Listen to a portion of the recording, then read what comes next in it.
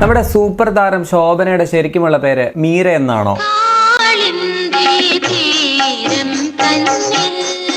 കുറെ ആളുകൾക്കെങ്കിലും ഇങ്ങനെ ഒരു തെറ്റിദ്ധാരണയുണ്ട്. But why? അതിന്റെ പിന്നിലുള്ള ചരിത്രം എന്താണെന്ന് നോക്കാം. മലയാള സിനിമയിലെ പ്രമുഖരായ പല നടീനടന്മാരെയും കണ്ടെത്തിയ സംവിധായകനാണ് ബാലചന്ദ്ര മേനോൻ. അതുമാത്രമല്ല, താൻ അവതരിപ്പിക്കുന്ന നടീനടന്മാരുടെ പേര് മാറ്റുന്ന ഒരു രീതി സംവിധായകനും തിരക്കഥാകൃത്തും നടനുമൊക്കെയായ അദ്ദേഹത്തിനുണ്ടായിരുന്നു.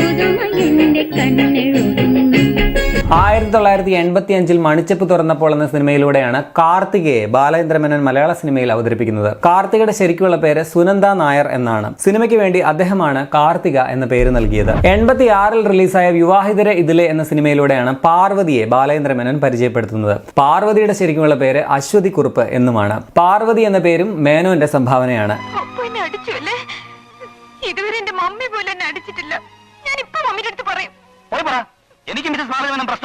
88 കണ്ടതും കേട്ടതും എന്ന ചിത്രത്തിലൂടെ നടി ഉഷയെയും ബാലചന്ദ്ര മേനോനാണ് സിനിമയിൽ അവതരിപ്പിക്കുന്നത്. ഉഷയുടെ ശരിക്കുമുള്ള പേര് ഹസീന എന്നാണ്.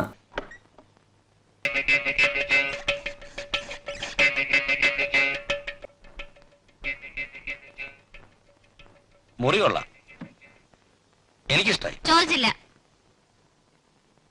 ഞാൻ എന്റെ അഭിപ്രായം പറഞ്ഞതേ ഉള്ളൂ. പറയണ്ടേ? ഇതിലും സൗകര്യമുള്ള മുറി കിട്ടും. ഹോട്ടൽ ഗേറ്റിൽ ദിവസം 200 രൂപ വാടക, കോവളത്ത് ദിവസം 500 രൂപ വാടക. എന്താ പോന്നു? 1996 ബാംഗ്ലൂർ സ്വദേശിയായ കവിതയെ നന്ദിനി എന്ന പേരിൽ ഏപ്രിൽ 19 എന്ന സിനിമയിലൂടെ ബാലചന്ദ്ര മേനോനാണ് മലയാള സിനിമയിൽ കൊണ്ടുവരുന്നത്.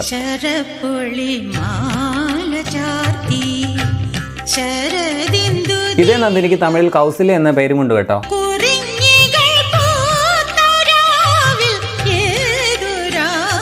എന്തായാലും കവിതയ്ക്ക് നന്ദിനി എന്ന പേര് നൽകിയതും ബാലചന്ദ്ര മേനോനാണ്. ഇനി നടിമാരെ മാത്രമല്ല, നടൻ മണിയൻപിള്ള രാജുവിനെയും ബാലചന്ദ്ര മേനോനാണ് സിനിമയിൽ കൊണ്ടുവന്നത്. 1981 മണിയൻപിള്ള അഥവാ മണിയൻപിള്ള എന്ന ചിത്രത്തിലൂടെ. അദ്ദേഹത്തിന്റെ ശരിക്കുള്ള പേര് സുധീർ കുമാർ എന്നാണ്. അങ്ങനെ ഇവരുടെ എല്ലാവരുടെയും പേര് മാറ്റിയത് ബാലചന്ദ്ര മേനോനാണ്. ഇവരുടെയൊക്കെ യഥാർത്ഥ പേരുകൾ എല്ലാവരും മറക്കുകയും ഈ പുതിയ പേരുകളെല്ലാം പിന്നീട് ഈ താരങ്ങൾക്ക് രാശിയായി മാറുകയും ചെയ്തു. അതേസമയം അദ്ദേഹം പേര് മാറ്റാതെ തന്നെ ലിസി, ആനി എന്നീ നടിമാരെ ഇൻട്രൊഡ്യൂസ് ചെയ്തിട്ടുമുണ്ട്.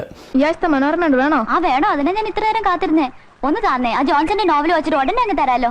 പ്ലീസ് ഒന്ന് താന്നേ, പ്ലീസ് ഒന്ന് താന്നേ, പ്ലീസ്. ഞാൻ വായിച്ചിട്ട് ഉടനെ തരാം.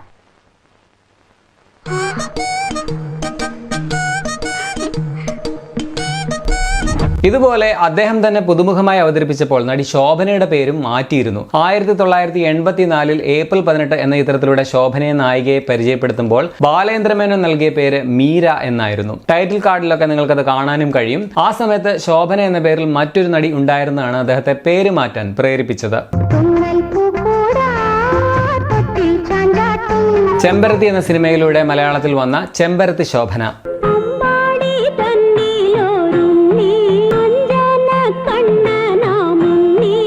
കൗതുകം എന്താണെന്ന് വെച്ചാൽ ഏപ്രിൽ 18 ശോഭനയുടെ കഥാപാത്രത്തിന്റെ പേര് ശോഭന എന്ന് തന്നെ ആയിരുന്നു എന്നതാണ്.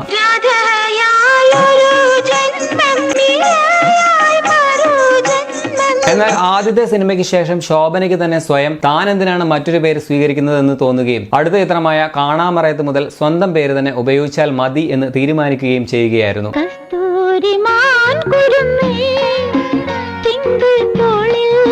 അങ്ങനെ ശോഭന വീണ്ടും ശോഭന തന്നെയായി. എന്തായാലും ശോഭന എന്ന പേര് പിന്നീട് ലോകം മുഴുവൻ പ്രശസ്തി ആർജിക്കുകയും ചെയ്തു എന്നുള്ളത് ചരിത്രം.